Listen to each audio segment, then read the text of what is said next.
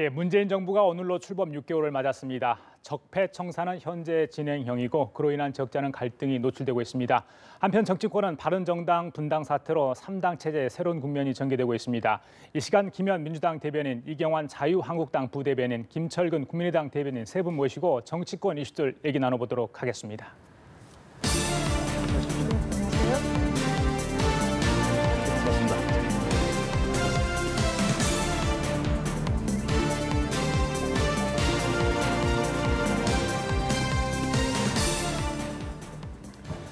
네, 뉴스 1번제 국회 교섭단체 대변인들을 모시고 하는 대담 자리인데요. 오늘 아마 첫 키워드는 방금 영상에서 보신 것처럼 이 키워드로 시작을 하겠습니다. 자, 오늘로 문재인 정부가 출범한 6개월을 맞았습니다. 최근에 이제 트럼프 대통령과의 정상회담까지 많은 일들이 있었죠. 뭐 일일이 꼽을 수도 없을 정도인데요. 국민들은 어떻게 느꼈는지 모르겠습니다만 정치권도 많은 일들을 했습니다만 아쉬운 점도 굉장히 많았습니다. 일단 제가 이제 세 분한테 의무적으로 좀 여쭙고 싶은 게 뭐냐면 가장 잘했다 하는 거, 좀 아쉽다 이 대목은 그것 좀 답을 좀 해주셔야 될 것 같아요. 먼저 민주당 쪽에서 먼저 하실까요? 일단은 문재인 정부는 12월 19일 날 하루에 선출된 대통령이 하루 만에 선출된 대통령이 아니고요. 지난 겨울 어목했던 그 시절을 국민과 더불어 함께 이제 촛불을 들고 적폐청산, 그다음에 박근혜 대통령 탄핵 구속을 함께 했기 때문에 문재인 정부를 바라보는 국민들의 마음은 나의 대통령, 나의 정부라는 인식이 일단 짙게 깔려 있다. 그래서 그것을 반영하는 게 바로 문재인 대통령에 대한 지지율로 표출되고 있는 것이 아니냐라고 봅니다. 두 번째는 김정숙 여사에 대한 지지율이 어제 오늘 이제 화제가 됐는데 문재인 대통령보다 지지율이 더 2.3% 높게 나왔다라는 점을 말씀드릴 수 있을 것 같고요.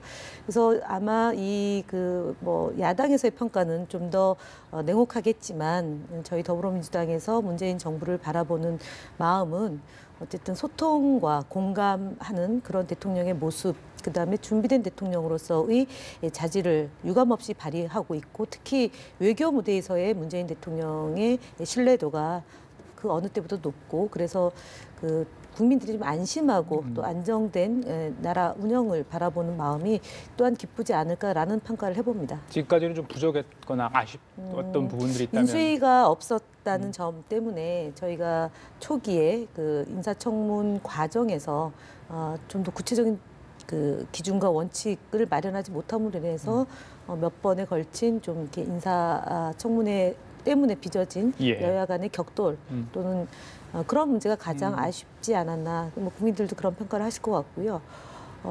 그리고 저희는 일단 의석수가 이제 1, 2, 3당이 이제 의석수가 1당하고 2당하고 큰 차이가 없다 보니까 여소야대 전국에서 협치의 문제, 그다음에 이제 협조의 문제 이런 것들이 때로는 잘 되다가도 때로는 잘 안 됐던 점이 저희 이제 더불어민주당이 좀 해결해야 될 난제나 또는 숙제가 아닌가 싶습니다. 그래요. 알겠습니다. 예, 자유한국당 어떻습니까? 예.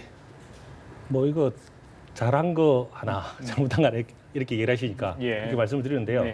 약간 잘한 부분에 대해서는 아마 그게 이제 잘못한 부분하고 제가 보기에는 약간 동질의 양면 같은 건데 일종의 국민들이 이야기하기는 소통을 잘했다, 친서민적 행보.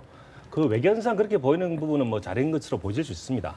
하지만 그것이 본인들이 잘못하는 것들을 숨기기 위한 효통, 혹시 파퓰리즘적인 정책들을 남발하면서 그것을 숨기기 위한 어떤 포장, 이 역할에 머문다면 그건 결국 잘못된 것이고요.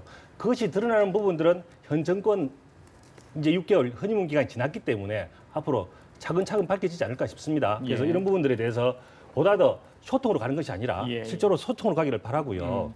그리고 잘못된 부분 마찬가지로 지난 6개월 동안 어떻게 보면 국정농단이라고는 엄청난 기회 때문에 엄청난 지지율 때문에 여당으로서는 엄청난 좋은 기회를 잡았음에도 불구하고 6개월 동안 기억에 남는 것은 적폐청산.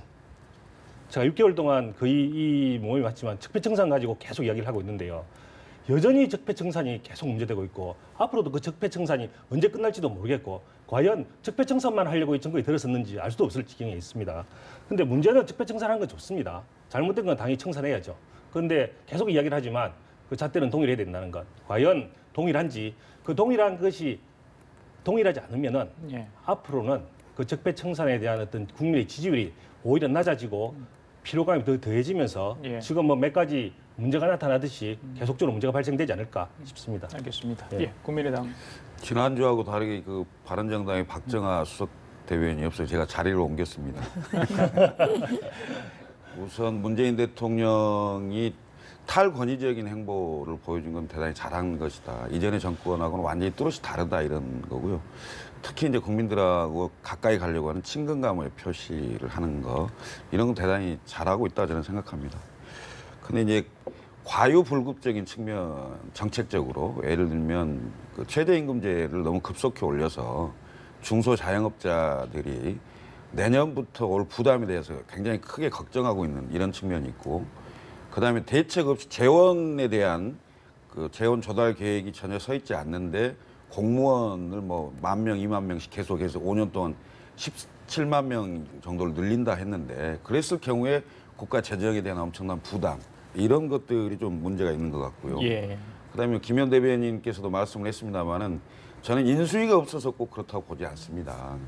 문재인 대통령이 국민통합정부를 지향했기 때문에 자기 진영, 이른바 캠코더 인사를 하지 않고 국민 전체에서 전문가를 그 분야에 가장 적합한 사람 전문가를 뽑아서 임명을 하는 상황이 됐다면 역대 최다인 7명까지 차관급 이상의 7명이 낙마되는 이런 일은 없었지 않겠느냐 이런 아쉬움이 좀 남고요. 예. 그리고 지금 촛불 말씀을 하셨는데 촛불은 특정 정파의 전유물이 아닙니다. 새로운 대한민국을 열망하는 모든 국민들의 열망이었다고 저는 생각하고 정치권이 이걸 받아야 되는데 그럼 새로운 대한민국의 나침판은 뭐냐? 이건 저는 개헌이라고 생각합니다. 개헌은 뭐 3가지로 크게 말씀드리면 제왕적 대통령제에 대한 권력구조 개편이 있어야 되고 지방 분권에 대한 게 있어야 되고 국민 기본권에 대한 게 있어야 되는데 제왕적 대통령제에 대한 개헌 문제는 문재인 대통령이 좀 말을 흐린단 말이죠. 그럼 이 개헌에 대한 확고한 대통령의 의지와 여당이 촛불 민심을 받는다면 그건 해야 된다라는 것을 좀 말씀해 주셔야 될 것 같고 예. 그리고 민심 그대로의 선거구제가 개헌과 더불어서 추진돼야 되는데 이 2가지의 과제에 대해서는 실제로는 미흡하거나 말씀을 흐리거나 아니면 다른 말씀만 하시거나 이런 가장 중요한 과제가 남아있다 이렇게 말씀드리겠습니다. 알겠습니다. 네. 자, 뭐 김철근 대변인께서 바른정당의 박정하 대변인이 오늘 안 나온 것에 대해서 제가 할 얘기를 하셨는데 사실은 바른정당 얘기할 때 말씀드리려고 그랬어요. 참 정치의 냉혹함, 뭐 살아있는 생물이라 하지만 정말 차갑다 이런 생각도 했는데 저희들이 이제 오늘 교섭단체 대변인을 모시기 때문에 어쩔 수 없이 바른정당이 교섭단체에서 무너지면서 저희들이 3분만 모실 수밖에 없었다. 이런 점 바른정당 혹시 당원이나 지지자들께 제가 말씀을 좀 드리고 싶고요. 자, 3분의 이 얘기를 들었습니다. 6개월 역시 여야가 보는 문재인 대통령 6개월 역시 상반된 것 같습니다. 지지율 이야기를 잠깐 하셨는데 뭐 역대 지금 6개월간을 보면 역대 2위다. 대통령 중에 그런 이야기가 나와요. 글쎄요, 이 지지율이 고공행진하는 이유는 뭐 여러 가지 있겠지만 꼽으라면 어떤 게 있을까요? 앞서 이제 뭐 촛불이 뭐 특정 정당의 전유물이 아니다라고 얘기했던 그 말 그대로입니다. 그러니까 국민들이 그 이전에 박근혜 대통령을 찍었던 국민이든 아니면 문재인 대통령을 선택했던 국민이든 2012년도에 이번 2016년도 5월 9일 날 치러졌던 대선에 국민들이 임하는 것은 지지하는 정당과 지지하는 계층과 지지하는 지역을 다 떠나서 문재인 대통령을 뽑았든 뽑지 않았던 이 6개월 동안 국민들의 마음은 정말 나라가 잘 되었으면 하는 바람이 컸던 것 같습니다. 그리고 그 이제 투표를 통해서 하루에 뽑힌 대통령이 아니라 쭉 국민들이 이 대통령 선출 과정, 그러니까 지난 10월부터 5월 달까지니까 대략 한 7개월 가량의 기간을 쭉 보면서 어떤 정부, 그다음에 어떤 대통령을 원하는지가 매 시기마다 이렇게 좀 표현이 됐던 것 같고 표출이 된 것 같습니다. 그래서 집접 민주주의 또는 수의 민주주의라고 얘기할 정도로 저희가 그 대한민국 국민이 굉장히 그 전 세계에서 보더라도 예. 성숙된 민주주의와 그다음에 시민의식에 정말 척도를 보여준 것 이라고 봅니다. 그래서 지금 대통령에 대한 지지율이 물론 뭐 미흡하다라고 야당 이제 대변인들이 말씀을 하신 대목에 저희가 수긍할 대목도 있지만 그러함에도 불구하고 이전에 이명박 박근혜 정부보다 훨씬 더 국민들과 소통하려고 하는 태도, 그다음에 공감하는 그런 그 대통령의 그 모습이 아무래도 그 지지율로 표출되는 것 같고요. 예. 그다음에 민생 경제를 챙기는 문제, 특히 비정규직에 정규직으로 전환시키는 문제라든가 아니면은 그냥 공약, 빌공약으로 그 대부분 그 지난 정부에서 약속을 어겼던 것을 대통령께서는 3개월, 5개월, 6개월 지나면서 일자리를 만들겠다는 것도 이제 몸소 보여주신 대목이 있고요. 그다음에 5.18 현장에서 그 정말 고통받았던 우리 그 유가족을 등을 따뜻하게 이렇게 감싸주었던 모습이라든가 아니면 최근에 그 트럼프 대통령이 왔을 때 이용수 할머니를 그 만찬장에 불러서 또 이렇게 안아주시면서 그런 메시지를 함께 이제 국민들이 볼 때 품격을 좀 높이는 그런 대통령과 국정 운영을 보면서 이 지지율이 꾸준하게 유지가 되고 있고 저는 앞으로도 그럴 거라고 예상을 합니다. 예. 자, 야당의 지지율을 보면 크게 이제 반등을 하지 못하고 있는 상황인데 거기는 뭐 이제 각 당의 내부적인 문제도 있을 것 같고요. 민주당이 뭐 잘하고 있다 그런 얘기는 아닙니다만 그래서 지금 민주당의 지지율을 보면 야당의 이런 모습 지금 뭐 자유한국당 같은 경우는 인적 청산 쇄신 작업을 해서 애를 쓰고 있는 거고 바른한국당은 저렇게 좀 안 좋은 모습을 보였고 국민의당도 내용이 있는 상황인데 국민들에게 이 각 당의 모습을 보면서 민주당이 오히려 반사이익, 그러니까 민주당이 잘해서 그런 게 아니라 혹시 반사이익은 없을까요? 어떻게 보세요? 그 부분? 사실은 저희가 이제 정당에 대한 국민들이 시선이라는 것은 이제 정당과 정당의 다툼, 싸우지 마라. 이런 걸로 이제 표현이 되는 거고 또 지지자들 입장에서는 그 정당이 정말 국민들을 위한 정치를 하느냐라는 거를 매우 주목도를 높게 본다고 보면 저희 이제 추미애 대표가 임기가 2년이잖아요. 또 탄핵을 경과하고 그다음에 파면되고 대선을 치르고 그다음에 이제 지방선거를 앞두고 당을 정비해 가는 데 있어서 대단히 당이 안정화되어 있다는 점을 많이 이제 그 평가를 해주십니다. 그러니까 지금 뭐 자유한국당에서 바른정당으로 분당이 됐다가 대선 시기에 바른정당에 있던 국회의원이 또 입당을 하고 또 얼마 안 있어가지고 지금 이제 그리고 험한 말이 막 주고받다가 또 한솥밥을 먹는 거고 그리고 이제 전당대회를 앞둔 바른정당의 국회의원을 또 어쨌든 이쪽으로 빼오게 해서 그러니까 굉장히 불안해 보이는 거죠. 그래서 가장 중요한 것은 국민들이 정당을 볼 때 안정이 되어 있느냐라는 점 하나 하고요. 그다음에 정책에 있어서 일관성을 가지고 그 정당을 지지하는 국민들을 향해서 계속적으로 그 이제 정책으로 보여주는 면 이게 이제 두 가지라고 봅니다. 그래서 그 두 가지 면에서 더불어민주당이 잘 하고 있기 때문에 지지율이 있는 거고요. 그 다음에 이제 반사 이익이 뭐 아예 없다라고 얘기할 수는 없겠죠. 그러니까 비교하는 거니까 정당을 비교하는 거기 때문에 역대 최고의 지지율을 그 대통령 지지율이 이어지는 거랑 마찬가지로 계속 유지가 되는 비결이 아니겠나 싶습니다. 그래요. 역대 두 번째입니다. 예. 자, 자유한국당 같은 경우는 이제 사실은 굉장히 애를 쓰고 있는데 이번에 분당 사태 맞으면서 홍준표 대표는 오히려 지지율이 올라갔다 이런 언급도 하신 것 같아요. 예. 그래서 지금 뭐 불과 7, 8 그 사이에 지금 저희들이 여론조사 결과를 좀 보여드렸는데 예. 어떻게 좀 보고 계십니까? 지금 6개월 사이에 지금 자유한국당도 많은 모색을 하고 있을 것 같고요. 예. 특히 이번에 이제 바른정당 의원들을 흡수하면서 예. 다시 이제 새로운 각오를 좀 해야 될 것 같은데 지지율은 여전히 답보 상태거든요. 어떻게 좀 분석하고 계십니까? 예, 지지율이라고 하는 게 뭐 제로성 게임이라서 상대당이 올라가면 우리 내려가는 거고 하는 게 정상 아니겠습니까? 그래서 저희들 측면은 뭐 우리 앵커께서도 이야기하셨지만 저는 현재의 그 여당의 지지율은 반사적 이익에 가깝다고 생각하고요. 그 이유는 적어도 정권 초기에 6개월의 허니문 기간이 있었다라는 이야기가 있었던 거고요. 그리고 과거에 그 지난 총선에서 어떤 뭐 옥새 파동 이런 거 있으면서 그 이전에 민주당의 여당의 지지율은 지지율이라고 할 것도 없었던 거 아닙니까? 지금 우리 당 지지율보다 더 낮았던 것이죠. 그러다가 우리가 잘못해서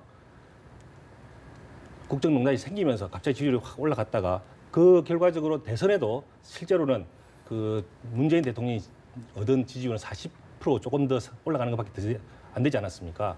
그런 차원에서 본다면 실제로 현재의 지지율이라고 하는 것은 물론 특별히 잘못하는 게 없기 때문에 유지되는 지지율이겠지만 어떻게 보면 최초에 새로 올라온 정권으로서 허지문 기간 동안에 이루어진 지지율이라고 보고 있고 그렇다고 한다면 그렇다고 해서 저희 당 입장에서 제대로 해야 된다라는 것을 이야기하지 않는 것은 아닙니다. 제대로 해야 저희들 지지율이 높아진다고 생각을 하고 있고요. 그런 차원에서는 저희들이 혁신을 통해서 그 혁신의 과정으로서 바른정당과의 어떤 일체감 그리고 뭐 여기에 대해서 다른 이야기들이 있긴 하지만 어쨌든 지난 총선에서 바른정당은 당을 같은 당으로서 출마했었던 사람이 제가 그 이야기를 했었지만 지금 국민의당이나 그 여당하고 다른 입장이죠. 각자의 당으로서 선택을 받았던 것이 아니라 같은 당으로 선택을 받았기 때문에 비록 뭐 여러 가지 우여곡절이 있었지만 한 당으로 다시 뭉쳐서 과거에 잘못된 걸 다시 혁신하고 새로운 차원으로 가게 된다면 아무래도 지지율은 차근차근 올라갈 거라고 보고 있고 그 지금 올라가는 데 있어서는 아마 여당이 지금처럼 스스로 잘하려고 하는 자기의 브랜드가 있는 것이 아니라 과거의 잘못만 계속 해가지고 어떤 지지율을 유지하려고 한다면 그 부분에 대해서는 반드시 국민의 심판이 있을 거로 보여집니다. 알겠습니다. 자, 국민의당도 좀 답답할 텐데 이 5% 조금 올라간 적도 있습니다만 이 벽을 쉽게 넘지 못하는 것 같습니다. 일단 저희 국민의당 같은 경우는 국민의당 그 지지자들이 자신감을 회복하는 기간으로 좀 생각을 하고 있습니다. 그리고 지금 최근에 정체성과 노선으로 당내 일부 이견들이 노출되고 있지만요. 중도 확장을 하게 되면 국민들로부터 다시 신뢰를 얻을 수 있는 기회가 올 것이다 이렇게 우선 보고 있고요. 대통령 지지도를 잠깐 이제 말씀을 드리면 지금 6개월이 됐지만 사실상 인수위가 없었기 때문에 2달 반을 빼면 사실상 집권 3개월 반 정도밖에 안 되는 겁니다.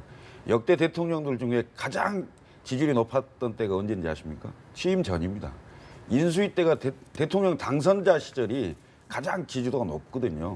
그렇게 본다면 지금 2달 반을 빼면 사실상 집권 3달 반 정도 되는데 집권 3개월이면 이 정도 지지율 안 나온 대통령 거의 없습니다. 대부분 그러니까 일반적인 거고 특히나 국정농단 사건으로 조기 대선이 됐기 때문에 새로운 대한민국에 대한 열망이 문재인 대통령에 대한 기대감으로 나타날 수밖에 없는 거고요. 그다음에 국정농단의 책임자에 대한 재판을 계속하고 있잖아요. 그럼 재판을 TV에 그 박근혜 전 대통령이 보이면 보일수록 그 반사 이익은 문재인 대통령한테 가는 거고요. 그 약효가 좀 떨어질만 하면 캐비넷에서 뭐 꺼내서 좀 얘기도 하고 그다음에 국정원 TF에서 계속적으로 좀 사실은 충격적인 사실들이 그 밝혀지는 거 아닙니까? 이런 것들이 국민들로 하여금 새로운 대한민국을 좀 잘 했으면 좋겠다는 기대감이 결과적으로는 문재인 대통령한테 그 여론조사가 높이 나오는 상황으로 가지 않겠느냐. 그래서 저는 문재인 대통령과 민주당이 그 기대감을 본인들에 대한 지지로 착각하지 마시고 정말로 국민들이 원하는 열망, 예를 들면 현존하는 물론 뭐 과거에 잘못된 관행을 분명히 정리를 해야 되겠습니다만은 지금의 외교, 북핵, 그다음에 민생 경제 이런 문제에 대해서 미래 비전과 대책을 세워주지 않는다면 민심은 저변석게 합니다. 금방 언제 떠날지 모릅니다. 그런 점을 좀 명심해 줬으면 좋겠다. 알겠습니다. 다음 얘기할 때는 새 당의 지지율이 좀 올라갔으면 좋겠다. 제가 이제 지지율 얘기는 자주 안 하거든요. 이게 절대적인 잣대는 아니기 때문에 그러는데요. 자, 문재인 정부 6개월을 맞아서 제가 이제 여쭤봤습니다. 세 분들께. 자, 정치권의 주요 이슈들을 좀 하나씩 좀 짚어볼까요? 자, 국정농단 재판은 항상 지금 여전히 진행형인데 국정원의 특수활동비 청와대 상납에 대한 수사가 새 수사로서 새 국면을 맞고 있습니다. 남재준 전 국정원장과 이재만 전 비서관 등이 박근혜 전 대통령의 비자금 관련해서 사용 사실 인정을 했습니다. 오늘 이제 이병호 전 원장이 검찰에 소환돼 조사를 받고 있는 상황인데요. 박 전 대통령의 직접 수사가 불가피하다 이런 이야기가 나오고 있습니다. 이건 뭐 우리 이 부대변인 먼저 얘기해 주실래요? 어떻게 보십니까 이게? 뭐 만약에 잘못된 것이 있다면 당연히 뭐 직접 조사 아니라 뭐 필요한 조사는 다 해야 되겠죠. 그 뭐 거기에 대해서 반대할 생각은 없고요.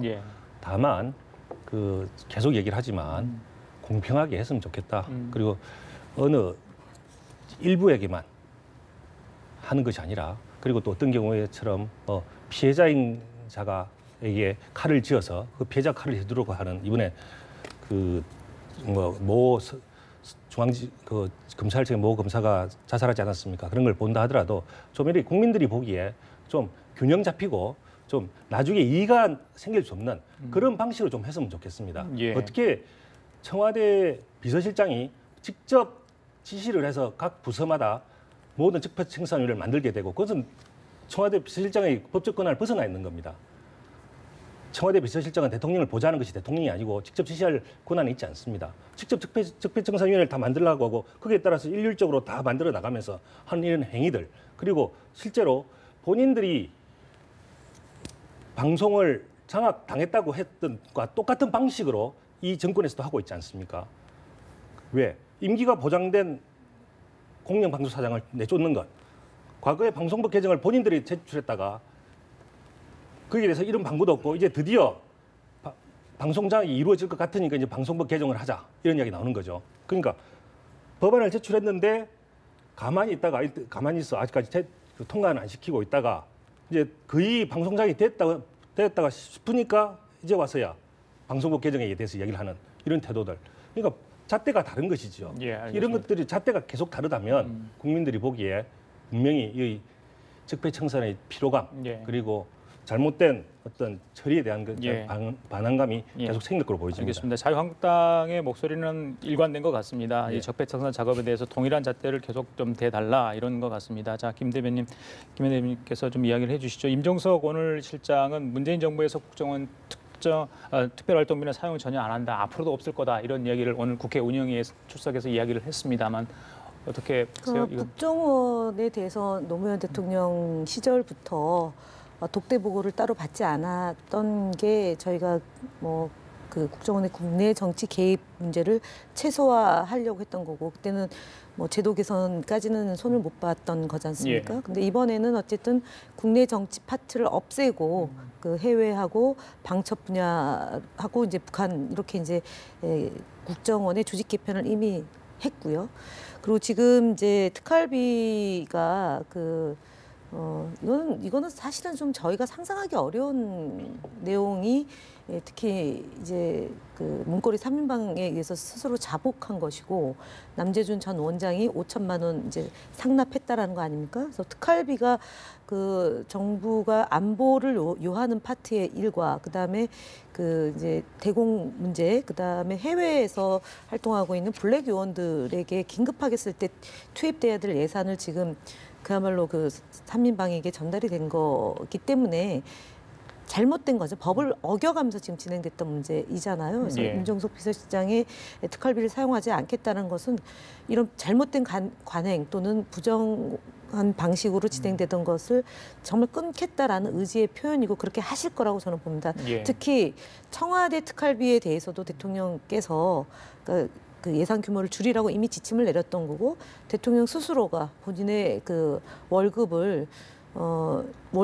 이제 뭐 그 개인 생활을 하시겠다라고 말씀을 하셨던 건 뭐냐면 박근혜 전 대통령의 월급이 고스란히 다 예금으로 됐고 그럼 청와대 특활비도 썼다는 얘기고 또 국정원 특활비도 가져다 썼고 지금 행방은 묘연하지만 그런 점들을 반드시 이거는 이제 안 하겠다라는 의지의 표현인 거죠. 그리고 지금 이제 그 자유한국당에서 말씀하신 뭐 방송 장악 얘기를 하시는데 제가 매번 이제 뭐 그렇지 않다라고 지적을 해도 똑같은 말씀을 하시는데요. 강효상 자유한국당 의원과 추혜선 그 정의당 의원이 법안을 냈기 때문에 병합 심리를 하겠다라는 거고 우리는 그 방송법 개정에 대해서 이전에 야당일 때와 여당일 때 달라진 것이 없다라는 것을 누누이 얘기했는데 계속 그렇게 그 아니라고 얘기해도 계속 이다라고 얘기하신 것이 참 끈질기십니다.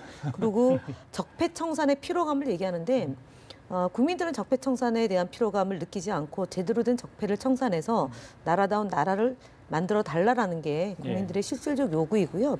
이 적폐청산을 제대로 할 때 일자리 문제나 아니면은 경제 문제나 이런 제 분야의 일들이 정말 바로 섭니다. 예를 들어서 강원랜드처럼 518명을 부정한 방식으로 청탁을 하고 그중에 상당하게 실력이 있는 사람들이 떨어지고 그렇게 많은 사람들이 어느 의원에 또는 어느 누구의 줄을 대고 들어갔다. 이런 거 없애자는 거 아닙니까? 그 좋은 일자리를 지역에 있는 청년들에게 돌려드려야 되는 거죠. 그래서 이런 노력들이 전방위적으로 일어나는 것에 대해서 물론 불편하시겠죠. 왜냐하면 연루된 사람이 너무 많고 이것이 자유한국당의 전신인 새누리당에서 벌어진 일이기 때문에 불편하겠지만 감수해야 된다라는 점을 다시 한번 강조드립니다. 자, 국민의당 들어보죠. 특수활동비 부분 있잖아요. 특히 이제 국정원의 특수활동비 부분에 대해서 국민과 국회의 통제가 좀 강화돼야 된다. 그러니까 지금까지 뭐 잘못 쓰여지고 그에 관련된 사람들에 대해서는 수사와 재판에 따라서 엄벌해야 된다는 건 당연한 거고요. 그다음에 국회와 정치권은 앞으로 이런 일이 안 하겠다는 말로가 아니라 실제로 법과 제도에 의해서 지금 국회 정보위에서 국정원 예산을 들여다보고 있는데 실제로 깊이 있게 갈 수가 없어요. 예. 어느 정도 거달기 수준에서 끝나고 있는 거죠. 그래서 국회 정보위가 국정원의 예산과 그다음에 특수활동비에 대해서 좀 더 강한 제재나 견제를 할 수 있는 그런 걸 좀 마련하는 게 좀 중요하고요. 예. 두 번째는 청와대뿐만이 아니고요. 사실은 그 청와대뿐만이 아니고 정권의 실세들이 혹시 이 국정원 특수활동비에 대해서 뭔가 과거에 관행이나 이런 게 있어서 또 했는지도 모르겠고 예. 앞으로 할 가능성이 전혀 없다고 배제할 수 없는 상황이기 때문에 이것을 법적 제도화하는 거에 좀 중점을 둬야 될 것이다 이렇게 좀 생각을 합니다. 그 두 분이 자꾸 이제 뭐 한쪽은 균형을 맞춰달라 드러난 사실에 대해서 해야 된다 이렇게 하는 건데요. 사실은 수사는 증거가 있으면 누구를 성역을 두지 말고 전부 수사를 해야 된다고 저는 기본적으로 생각을 합니다. 예? 그런 거고요. 그다음에 예를 들면 전으로 올라가잖아요. 그러면 우리는 앞으로 현재와 미래에 대한 얘기는 일치할 수 없고 과거만 파헤치다가 결국은 문재인 정권은 끝나는 이런 상황으로 절대 갈 수 없습니다. 우리는 앞으로 더 나가기 위해서 새로운 대한민국을 만들기 위해서 촛불을 들었던 거죠. 그러려면 아까도 말씀드렸듯이 개헌 세 가지가 반드시 제왕적 대통령제 그 권력구조가 개편이 포함된 개헌과 민심이 그대로 반영되는 선거구제가 반드시 내년 지방선거에 같이 될 수 있도록 대통령과 여당이 나서줘야 된다고 저는 생각합니다. 알겠습니다. 자, 잠깐만요. 한 가지만 간단하게. 아까 그 뭐 불편 감수 그런 얘기 하셔가지고요. 불편하고 감수할 겁니다. 무슨 뜻이냐면 왜 불편하냐면요. 공정하지 않기 때문에 불편한 겁니다. 만약에 예를 들어서 이 특수활동비 이런 것들도 똑같이 보수정권에도 조사를 했으면 그 전 정권도 같이 나와야죠. 왜 그 국정원에 있는 자료는 왜 보수정권에 다 잘못된 자료만 나오는지 잘 모르겠습니다. 아예 그러면은 진짜 없으면은 조사한 다음에 없다고 얘기하면 되지 않겠습니까? 조사 자체를 막는 것 자체가 불편하지요. 평등 안 하는데요. 그리고 제대로 된 조사에 대해서는 감수할 생각이 있습니다. 문제는 오히려 여당 쪽에서 정치 보복으로 얘기를 하면서 계속적으로 불편해하고 오히려 스스로 감수해야 될 걸 감수 안 하려고 하니까 문제 생기는 거예요. 알겠습니다. 자, 지금 이제 바른정당이 분당 이후에 각 당이 바쁜 움직임을 보이고 있어서 사실은 지금 국민의당도 지금 내용 아까 김철근 대표께서 직접 말씀을 해주셨기 때문에 제가 잠시 후에 여쭤볼 것 같고요. 자유한국당 얘기부터 먼저 할게요. 일단 바른정당 의원 8명을 받아들였고 이제 뭐 조호영 의원이 13일 전대 끝나고 이제 들어오는 걸로 돼 있지 않습니까? 추가 탈당은 당분간 없을 것 같은데 일단 들어온 세력들과 기존에 있던 세력들 또 친박과의 어떤 알력 다툼 이런 것들이 이제 12월 원내대표 경선에서 나타나지 않을까 뭐 이런 이야기도 벌써 나오는데 지금 분위기는 어떻습니까? 지금 분위기는 뭐 당연히 정당이기 때문에 생각이 다른 사람들은 많이 있고요. 또 어쨌든 나갔던 사람들이기 때문에 생각이 달랐기 때문에 나갔지 않았습니까? 그분들 다시 들어왔고요. 다시 들어온 이유는 근본적인 생각은 동일하다는 것이죠. 근본적인 생각은 동일하고 세부적으로는 좀 다른데 들어와서 같이 뭉쳐서 근본적으로 같은 생각들을 이루어 나가자고 하는 것인데 그것들은 원칙은 바로 국민을 보는 것이죠. 국민의 뜻이 어디에 있느냐. 만약에 국민의 뜻을 제대로 이룬다면 비록 조금씩 생각이 다른 것들은 조금씩 양보를 하고 하나로 나을 거라고 생각합니다. 홍준표 대표가 이제 앙금이 있지만 앙금을 해소하고 좀 가겠다 했는데 페이스북 보면은 여전히 이제 강한 이야기를 하시거든요. 그거로는 어떤 모든 걸 다 품고 가겠다는 의지가 아니다 이렇게 볼 수 있지 않나요? 어떻게 보세요? 그렇지 않습니다. 그렇지 않은 이유는 뭐냐면 생각이 다르기 때문에 일부 홍준표 대표 이야기에 대해서 일부 최고위원께서도 다른 이야기를 하고 있지 않습니까? 생각이 다른 분들이 반드시 존재한다는 것이죠. 그리고 새로 들어온 분들도 저는 홍준표 우리 대표와 완전히 동일하다고 생각하지 않습니다. 그것은 마치 여당도 내부에 다른 생각을 가진 사람들이 있고 국민의당 마찬가지 아닙니까? 그래서 생각이 다른 사람들이 다 같이 존재하는 게 정당인데 그 속에서 결과적으로 어떤 정당이 나아지느냐, 나으냐, 어떤 길을 갈 거냐 부분은 역시 국민을 보고 국민을 위해서 하나로 모아지는 모습들 이런 모습들을 보면서 혁신과 더불어 뭐 정당의 지지도가 나아지지 않을까 생각하고 있습니다. 그러면 당분간은 진통이 예상되는데 서청원 최경환 의원 그 징계권은 어떻게 되는 겁니까? 그거는 일단은 뭐 제가 구체적으로는 예. 제가 잘 모르고요. 그건 예. 제 개인 사견인데 예. 사견은 아마 뭐 원내대표께서 지금 어쨌든 규정이 당규가 현역 의원에 대해서는 3분의 이상의 동의를 구하고 있기 때문에 다음 주 열린 의총에서 이게 논의되는 건 아니죠. 뭐 논의는 될 수 있어도 바로 투표를 한다든지 이렇지는 않겠죠. 이야기는 될 수 있을지 모르겠지만은 근데 어쨌든 실제로 뭐 투표를 가서 하는 것들은 좀 더 여유가 시간을 두고 좀 더 토론을 통해서 결정이 되지 않을까 싶습니다. 알겠습니다. 자, 국민의당 얘기 좀 해볼까요? 심정적 분당 사태 맞는 표현입니까?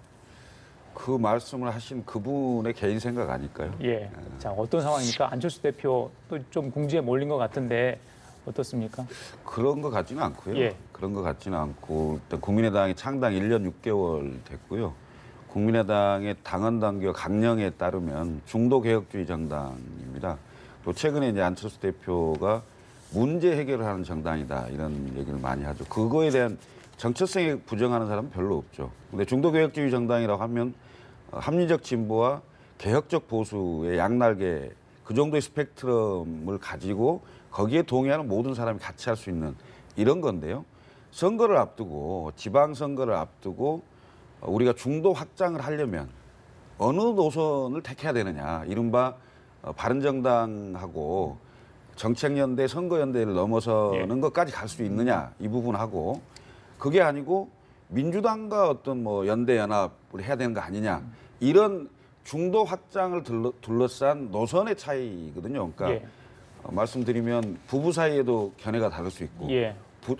부모 자식 간에도 이견이 있을 수 있는 거 아니겠습니까? 예, 예. 그런데 하물며 정당을 같이 하면서 생각을 달리할 수 있는 사람들은 충분히 있다고 보는데요. 그러면 예. 21일 날 끝장 토론이 예정이 돼 있는데 예. 끝장 토론 좀 자주 하는 것 같다는 느낌도 들긴 듭니다만은 자 그때 이제 사실은 이게 국민의당의 앞날을 좀 점칠 수 있지 않을까 이견들이 막 표출되다 보면 이게 갈등으로 오히려 더 악화돼서 지금 상황이 더 악화되지 않을까 이런 생각도 해보거든요. 저는 정리가 될 수도 있다 이렇게 생각하는데요. 예. 우선 날짜가 하루 당겨졌습니다. 20일 날. 그렇습니까? 예. 20일 날 의원총회를 하기로 했고요. 예, 예. 그리고 지금 다음 주가 국회의 그 예산, 그러니까 상임위에서 예산하고 예결위에서 예산, 국가의 주요 예산에 대한 결정들을 좀 해야 되는 상황이기 때문에 예, 예. 의원들이 거기에 좀 집중을 할 거고요. 예. 그런 정도의 시간이 가면 일단 냉각기가 되면 시간이 좀 지나면 사람의 감정이 누그러뜨려진 거 아니겠습니까? 그럼 논리적인 접근으로 해법을 찾아간다면 또 그 예. 사이에 3, 3, 5 의견들을 모아간다면 예.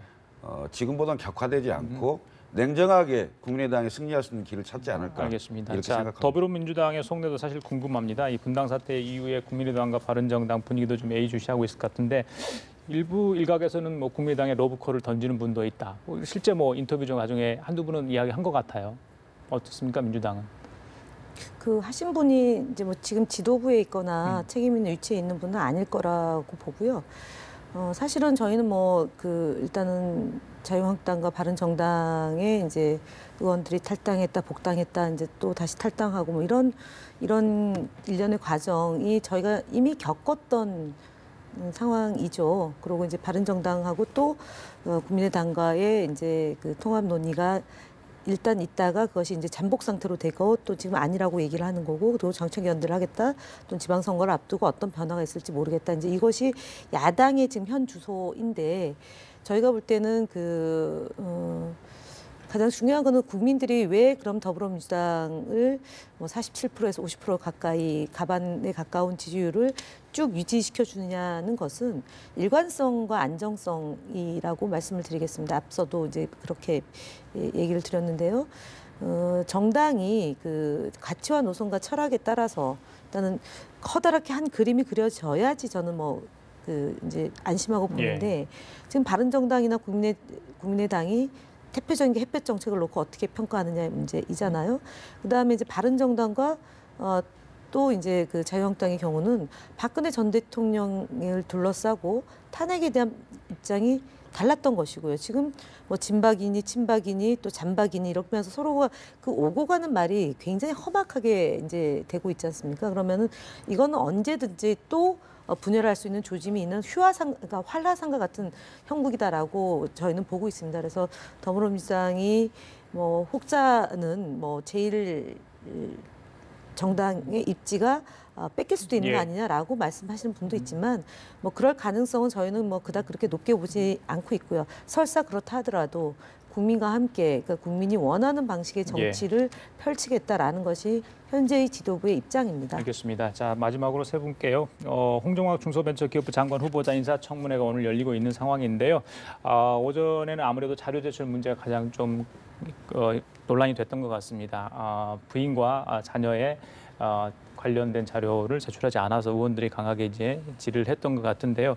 자, 지금 상황을 어떻게 좀 봐야 될지 그냥 가장 중요한 건 뭐 통과 여부겠습니다만은 그 자료 제출이랄지 청문회에 응하는 답변 태도랄지 예전에 있었던 논란들 어떻게 좀 봐야 될까요? 한 분씩 좀 짧게 좀 이야기해 주실까요? 해소가 안 된다고 보입니다. 우선 국민들의 알 권리, 그러니까 개인정보보호법이라고 자꾸 얘기를 하는데 그걸 떠나서 국무위원이고 장관 후보자이기 때문에 국민들의 알 권리를 위해서도 자료를 충분히 제출해야 되고요. 그다음에 무엇보다도 그 표리부동한 자세 때문에 문제잖아요. 본인이 주장했던 것을 자기는 그대로 해버리고 그걸 뭐 요즘 언론 표현으로는 내로남불이라고 얘기하던데 여기 그러니까 인사청문회 청문보고서 채택 여부에 상관없이 대통령 임명하면 끝나는 상황이기 때문에 뭐 제가 보기에는 대통령 임명할 걸로 보입니다만은 왜냐하면 임명하지 않으면 8명째가 되고 그다음 그것 때문에 청와대 인사라인에 대한 책임이 뒤따를 거기 때문에 어떤 상황이 와도 제가 보기에는 임명할 걸로 예상이 되는데 사실은 청와대와 민주당이 엄호하고 옹호하는 수준이 도를 넘었어요. 예를 들면 비판한 기자를 향해서 얘기한다든가 엉뚱하게 뭐 야당 대표들 얘기한다든가 뭐 이러면서 얘기를 하는데요. 제가 보기에는 오늘 청문회가 결코 민심을 설득하는 데는 실패했다. 이렇게 생각합니다. 간단하게 얘기해서 우리 재판을 하면 그런 말이 있습니다. 주장을 하면 입증을 해야 되고 입증이 없으면 주장이 없는 것과 동일하다. 본인이 차용증이 존재하고 실제로 이자를 받았다고 지급했거나 받았다고 하면 그걸 입증하면 되는데 입증을 전혀 하지 않지 않습니까? 그런 사실이 존재하지 않는 거죠. 그런 사실이 존재하지 않으면 이거는 탈법이고 불법이 되는 것이죠. 본인이 합법적으로 했다는 것이 아니라. 그리고 제가 봐서는 이 홍종학 후보자가 과거에 낙마했던 후보자에 비해서 결코 못하지 않습니다. 그런데 이와 같이 억지스럽게 계속적으로 유지하는 이유는 아마 마지막이라고 하는 그런 것 때문 같은데 그렇다면 그것 자체도 국민이 보기에는 과연 여당의 과거 잣대 기준에서도 이거 과연 맞는지 그 부분에 대해 충분히 생각을 해봐야 될 것 같습니다. 예, 김대변인. 일단은 공백이 더 이상 가서는 안 된다라는 그런 그 이제 중소기업 하시는 분들이나 벤처기업을 하시는 분들, 그러니까 이해 당사자들의 요구가 일단 높고요. 두 번째는 19대 국회에서 의정 활동할 때 그 이제 중소기업이나 아니면은 이 을지로위원회에 소속을 하면서 법 개정이나 이런 부분이 굉장히 이제 서민과 중소상공인 그다음 중소기업 하는 분들에게 이익을 대변하는 노력을 많이 했다는 것이 이제 그분의 자질이 충분하다는 걸 말씀을 드리고요. 그리고 이제 그 소소하게 뭐 자료 제출 문제나 아니면은 국민 정서에 좀 부합하지 않은 부분에 대해서는 장관 내정자가 오늘 또 답변을 잘 해왔기 때문에 저는 무리 없이 청문 결과 보고서가 채택이 돼서 장관으로 활동을 하지 않을까 보고 오늘 오후에 차분히 진행되고 있다는 걸 좀 보고 왔습니다. 네. 알겠습니다. 예, 자 지금까지 김현민주당 대변인, 이경환 한국당 부대변인, 김철근 국민의당 대변인 세 분과 함께 얘기 나눠봤습니다. 말씀 감사합니다.